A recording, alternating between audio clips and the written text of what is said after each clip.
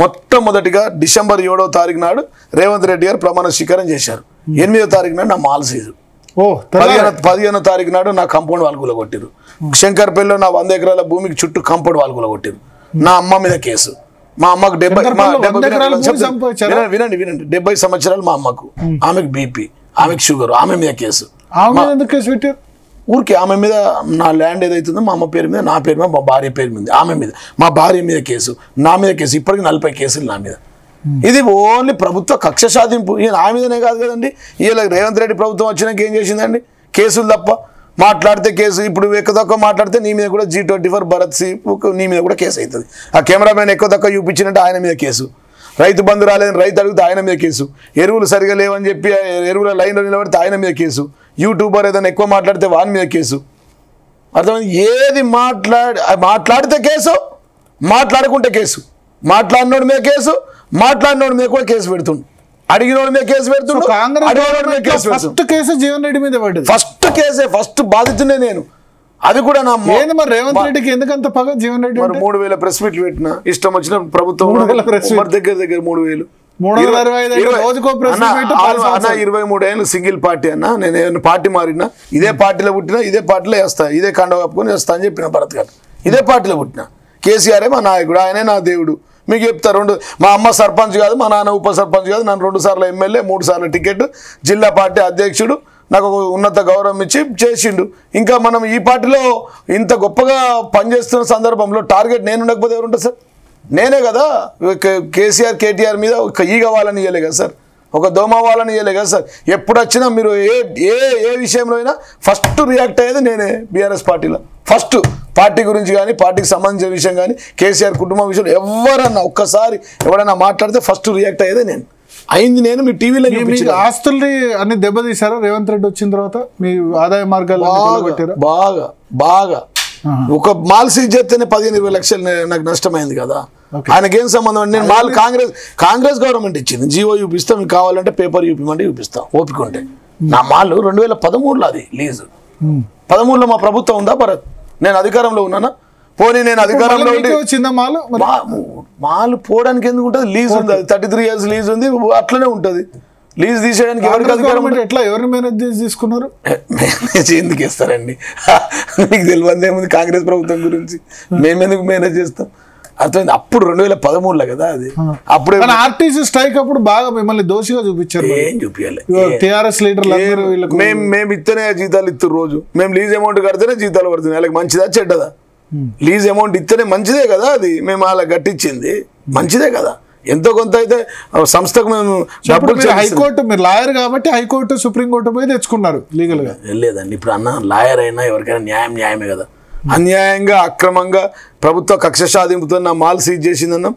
Court order ఇచ్చింది, division bench order ఇచ్చింది, చేసుకున్నాం. నా విషయంలో సుప్రీంకోర్టు మీ మీద రేవంత్ రెడ్డి కేసులు పెట్టాడు, కానీ ఆర్మూర్లో మీరు ఎవరి మీద పడితే వాళ్ళ మీద కేసులు పెట్టారు, అందుకని ఓడిపోయినారని. జీవన్ రెడ్డికి వ్యతిరేకంగా మాట్లాడితే కథమే వాళ్ళు. ఒక్కటి సోషల్ మీడియా మొత్తం అప్పుడే మర్డర్ చేశాడు. మర్డర్ చేసింది ఎవరు పేరు?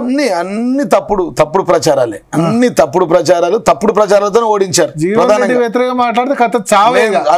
సార్, తప్పుడు ప్రచారాలు. కేసు కూడా కాదు ఇక చంపుడే. నువ్వు ఒక్క కేసు యూపీయు. ఆయన ఎవరు దళిత లేదన్న, నాకు తెలియదు కానీ, పేరు తెలియదు కానీ, నేను చెప్తాను నాకు సంబంధం లేని ఇష్యూ.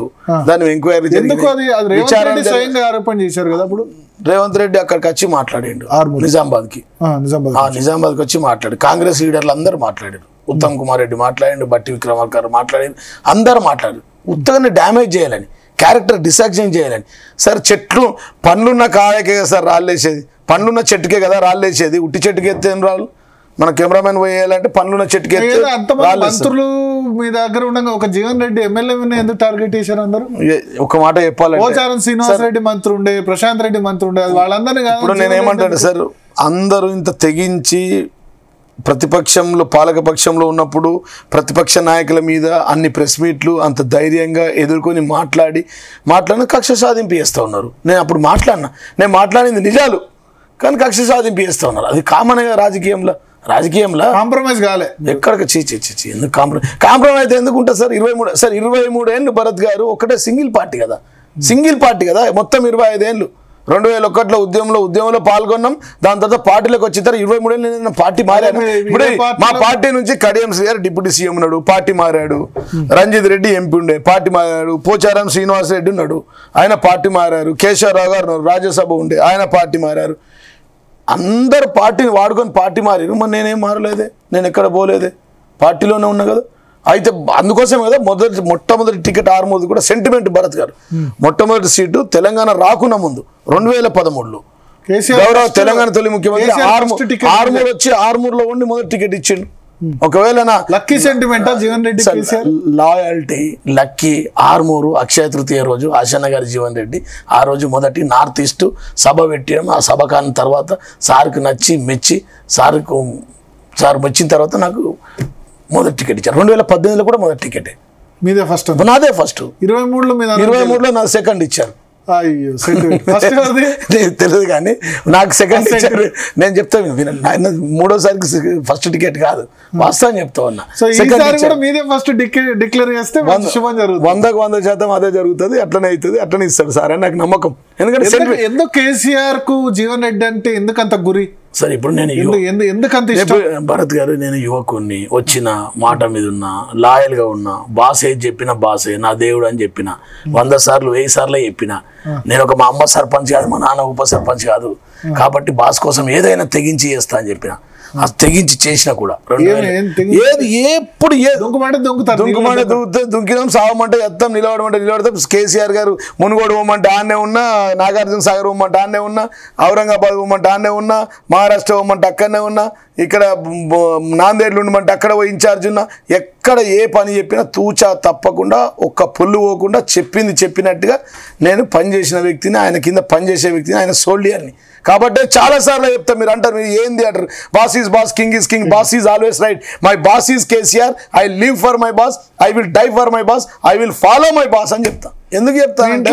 మీ ఇంట్లో కేసీఆర్ ఫోటో కూడా అట్లే ఉంటుంది, కాళ్ళకి నమస్కరిస్తూ పెడతాం కదా సార్. పెద్ద ఆయన తండ్రికి నమస్కారం పెట్టాము, దండం పెడతాము. ఆయన కూడా మాకు తండ్రితో సమానం, దేవుడితో సమానం అని చాలా సార్లు చెప్పినాము. అదే విషయం ఫాలో అవుతాం, కానీ ఇంకా మారుతుందా? మేము ఇప్పుడు సార్ ఒక మనిషి అన్నం ఉడికిందా లేదని తెలియక ఒక వెతికేయాలి. నాకు 25 ఏళ్ళు అయింది. 25 ఏళ్ళ నుంచి నన్ను పరీక్షిస్తూనే ఉన్నాడు, చూస్తూనే ఉన్నాడు, దగ్గర ఉంటూనే ఉన్నా. ప్రతినిత్యం ప్రగతి భవన్లోనే ఉంటుంది, ప్రతినిత్యం ప్రభుత్వం ఉంటుంది, పీఈసీ చైర్మన్గా చేస్తుంది, జిల్లా అధ్యక్షుడికి ఇప్పుడు ఉంటుంది, ప్రతిపక్షంలో ప్రతినిత్యం మాట్లాడుతూనే ఉంటుంది. ఎప్పుడు పెద్ద ఆయనతోనే ఉంటుంది, పెద్ద ఆయనతో చైనా పోతుంది, పెద్ద ఆయనతో సింగపూర్ మలేషియా పోతుంది, కేసీఆర్ గారితో, కేటీఆర్ గారితో అమెరికా పోతుంది, కేటీఆర్ గారితో లండన్ పోతుంది, కేటీఆర్తో సింగపూర్ పోతుంది, 8 ఫారిన్ ట్రిప్లు పోతుంది, కేరళ సీఎంల మీటింగ్లకు పోతుంది. ఎక్కడ పడితే అక్కడ వారితో పాల్గొన్నాం, పని చెప్తే చేసినాం, బై ఎలక్షన్లో పోరాటం చేసినాం, టికెట్ ఇస్తే గెలిచి వచ్చినాం 2 సార్లు, 3వసారి టికెట్ ఇస్తే. కవితతో ఎందుకు ప్రాబ్లం? ఇచ్చారు జీవన్ రెడ్డి.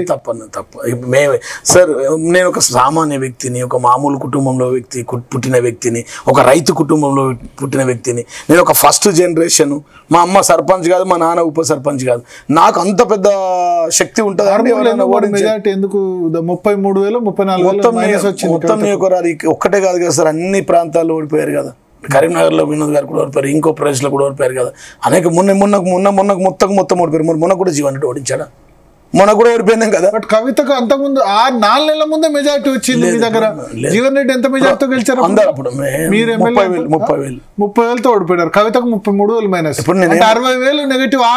భరత్ గారు నేను ఏమంటున్నా అంటే, అక్కడ మొత్తం జిల్లా అంతా అంతే వచ్చింది, అందరి దగ్గర కూడా మైనస్ వచ్చింది. అందరు ఎమ్మెల్యేలు ఇప్పుడు ఆమె కోపం అదే ఉంది. అందరు ఎమ్మెల్యేలు నేను ఏమన్నది అంటున్నానంటే, అట్లా అనలేదు ఆమె, కావచ్చు అన్నది. అప్పుడు ఎప్పుడు అనలేదు, మేము ఎప్పుడు మాట్లాడుకునేది తప్పు. అది దాన్ని పూర్తిగా ఖండిస్తూ ఉన్నాం. మాకంత శక్తి ఉంటుంది. ఇంకోటి ఒక్క మాట భరత్ గారు, ఒక్కరు చెప్తే ఒక 500 ఓట్ల కంటే ఎక్కువ.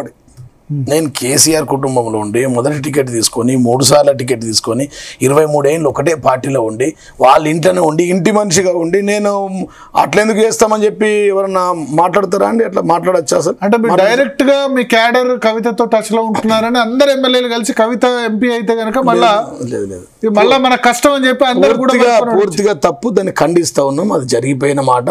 6 నెలల్లో అంత 3 లక్షల మెజారిటీ ఉంది. ప్రజాభిప్రాయం ఎట్లుంటే అట్లుంటుంది భరత్ గారు. ఇప్పుడు నేనేం చేయాలి? నేను 2 సార్లు గెలిచాను, 30,000 ఓట్లతో. 3వసారి 30,000 ఓట్లతో, 3వసారి 40,000 ఓట్లే వచ్చినాయి నాకు. నా మెజార్టీ ఓట్ల కంటే 10,000 ఎక్కువ వచ్చినాయి. ఇప్పుడు నన్ను ఓడించిరని, నన్ను ఈయన ఓడించిరు, ఆయన ఓడించిరు అంటే ఎట్లా? అయిపోయింది. ప్రజాస్వామ్యంలో ప్రజా నిర్ణయం, ప్రజలే దేవుళ్ళు, ప్రజా నిర్ణయం దానికి శిరస వహించాలా, మనం ముందడుకోవాలి. దాని తర్వాత మళ్ళీ ఎట్లా గెలుచుకొని రావాలా, పోయిన దగ్గరనే లెంకోవాలి. ఆర్మూర్లోనే ఓడిపోయినా మళ్ళీ ఆర్మూర్లోనే గెలిచి వచ్చి భరత్తోని మాజీ ఎమ్మెల్యే నుంచి తాజా ఎమ్మెల్యేగా మాట్లాడాలి. కానీ నేను ఓడిపోయినా, ఓడిపు భారత్ కారణం, కెమెరామెన్ కారణం. అదే నేను అదే అంటున్నాను. నేను అనేది ఏంటంటే మాకు సంబంధం లేని విషయం అది పూర్తిగా తప్పు, మేము ఓడించలేము. కానీ ఇప్పుడు ఆమె మీ పార్టీ నేతల్ని, మీ పార్టీనే టార్గెట్ చేసుకున్నారు. కేటీఆర్ మీద కూడా మాట్లాడుతున్నారు. ప్రతిపక్షంలో కూడా కృష్ణార్జులు బావబామర్దులు కాదు, సంతోష్ మీద మాట్లాడుతున్నారు, హరీష్ రావు మీద మాట్లాడుతున్నారు. భరత్ గారు నేనేమంటానంటే, ఇప్పుడు మొన్నటి వరకు మా పార్టీలో ఉండే కవిత గారు ఇప్పుడు మా పార్టీలో లేరు, మా పార్టీ నుంచి సస్పెండ్ అయిపోయినారు. కాబట్టి వారు ఒక ప్రతిపక్షంగా వారు కొనసాగుతూ ఉన్నారు. వారు ఎవరిని అంటున్నారో, మా పార్టీ, మా బాస్ ఏ నిర్ణయం చెప్తే ఆ నిర్ణయం ప్రకారం మేము ఫాలో అవుతాం. దానికి వాళ్ళు మా పార్టీలో లేరు కాబట్టి దాని గురించి మేము మాట్లాడదలుచుకోలేము. ఇప్పుడు ఎందుకు పార్టీకి మా విషయానికి వచ్చినప్పుడు, పార్టీ విషయానికి వచ్చినప్పుడు ఖచ్చితంగా మాట్లాడతాం. మాట్లాడిన సందర్భాలు ఉన్నాయి, స్టేట్మెంట్లు కూడా ఇచ్చినాం, జిల్లా అధ్యక్షుడు కూడా మాట్లాడినాం, జిల్లాలో కూడా మాట్లాడినాం మేము. ఏం మాట్లాడితే ఇప్పుడు నువ్వు ప్రశ్నకు ప్రతి ప్రశ్న ఉంటుంది, ప్రశ్నకు సమాధానం చెప్తాం. మాట్లాడినప్పుడు మాట్లాడతాం. మా పార్టీలో ఉన్నప్పుడు అట్లుండే, ఇప్పుడు మా పార్టీలో లేదు కాబట్టి మాకు సంబంధం లేదు. కవిత గారు